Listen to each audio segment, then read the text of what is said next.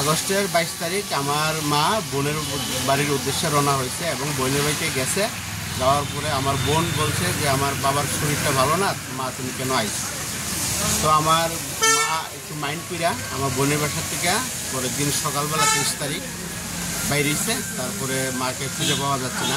আপনার বোনের বাড়ি করে না? আমার বোনের বাড়ি গান্ধীগ্রাম।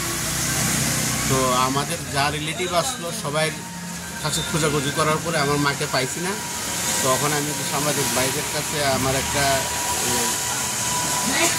নিউজ করার জন্য আমি আবেদন করছি। তারপর তারা আইলো।